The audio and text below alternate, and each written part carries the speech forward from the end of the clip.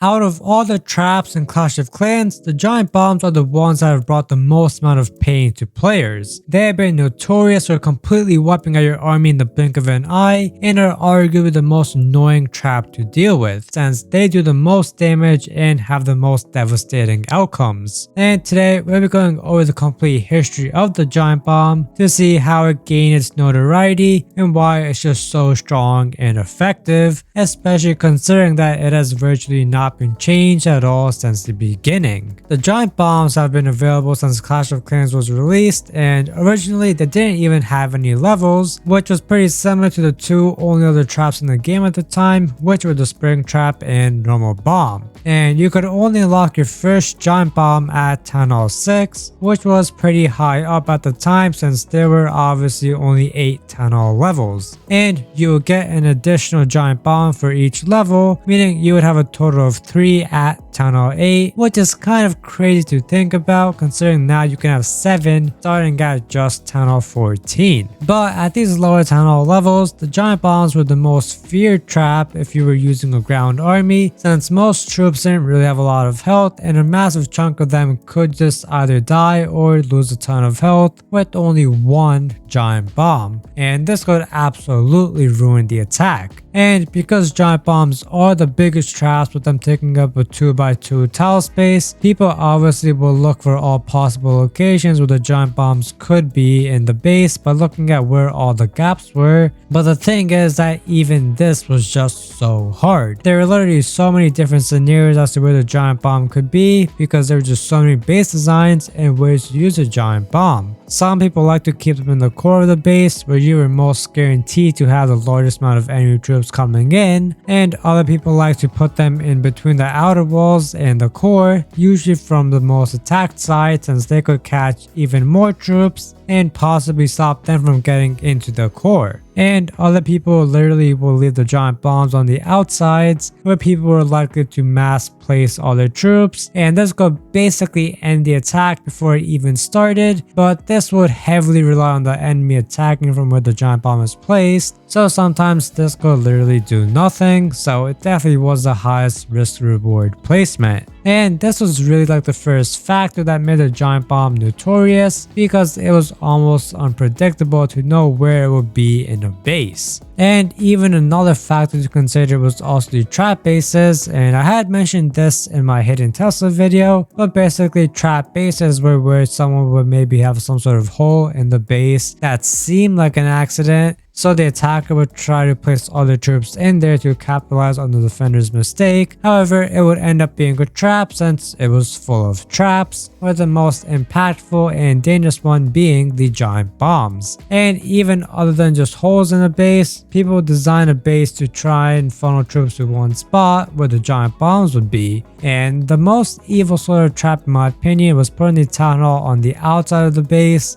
and putting the giant bombs and other traps around that, since in the earlier days this was an extremely common thing and it was accepted that if someone had their tunnel on the outside, you would just destroy that and leave the rest of the base alone. But some people obviously took advantage of this and set up traps around it to make it just a little bit harder and really annoying. And overall, these trap bases really increased the notoriety of the giant bombs in the first years of the game, since after that most people knew all about the trap bases and didn't fall for them, which reduced their popularity and usage. But arguably the biggest thing that made the giant bomb so notorious was actually the hog riders. I've talked about this before, but the mass hog rider meta was extremely popular and strong since like the middle of 2013 all the way to around 2016ish. The reason for this was because you could train so many of them and they would just absolutely run through a base because they could jump over the walls and target the defenses, meaning they went for the most important parts of the base first and then could easily clean up at the end. Their biggest downside was the fact that they didn't have much health, which is why this strategy was really reliant on heal spells, and also what made the giant bombs the biggest counter to them.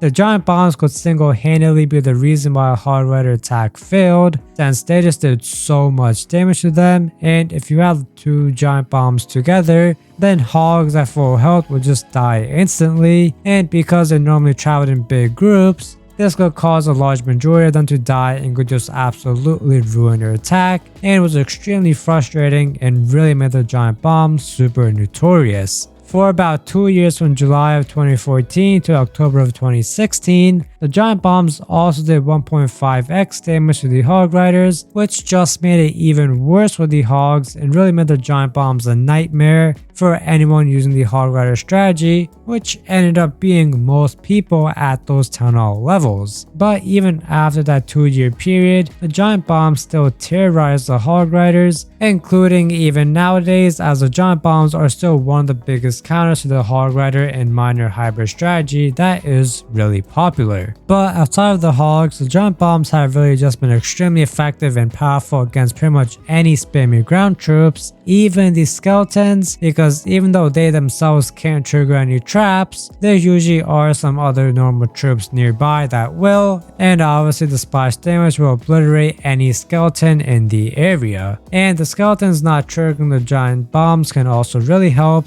because sometimes the giant bombs are able to actually get the witches, and this is really effective if the attacker just decided to group them all together. And there are also just a ton of other low HP ground troops that can get destroyed by the giant bombs, but normally you don't really see them at the higher town hall levels since people obviously use more powerful troops. But there obviously is an exception, and that is the troops that get spawned in by the Barbarian King and Archer Queen. And well, I suppose this isn't as big of a thing anymore with the hero equipment, but for like 99% of the game, the King and Queen always spawn in Barbarians and Archers with their special abilities, and while it may not seem like much since those are typically weak troops, they can actually deal a ton of damage and be really helpful because they're also raged when they spawn and there are a ton of them. But this can all be ruined with a single giant bomb, and I don't know about you guys, but for me, it feels like giant bombs will literally always just go off as soon as I activate the hero abilities, and it was really frustrating and definitely increased in notoriety, especially because this also did damage the heroes themselves and took away some of the health they had just recovered, which was really annoying. And even as the game evolved with higher and higher town halls, giant bombs never really lost their importance and were always able to adapt to whatever new metas and strategies there were. One massive one was the super archer or wizard blimp attacks, and the giant bombs would play a very key role in defending against those, since if a giant bomb managed to go off because the attacker was a little too slow with the invisibility spell, then the giant bomb could just kill off the super wizards or at least just deal a lot of damage. And also nowadays, it really does seem like most people put their giant bombs and some other traps just at the core of the base, since that is almost always the only place where you are guaranteed to have a large group of troops, because attacking at the higher town hall levels is obviously different from the lower levels, since you need to space troops out more and use them sparingly and carefully and make sure the funnel and everything is right before just spamming in troops. And this just makes the giant bombs pretty useless on the outsides of the bases, as they will rarely ever get set off by the main troops. And obviously right now the root riders kind of bring back the spammy nature of attacks, but I'm sure it'll be fixed hopefully soon, and the game will return to a little more of an involved and more skillful experience. So overall, the giant bomb has really just always been powerful and strong since it was released, and it never actually received any changes to its stats except for the temporary damage increase towards hog riders, and when it received levels, as that splits the stats up to make them a bit different. And it also was just in December 2023 that the giant bombs received their first reduction in upgrade time and cost, and it being this strong and versatile over all these years is really what has just increased its notoriety and has made it the most notorious trap in the game over things like the Seeking Air Mines or Tornado Trap. But that's it for this video. Hope you guys enjoyed, and I'll see you in the next one.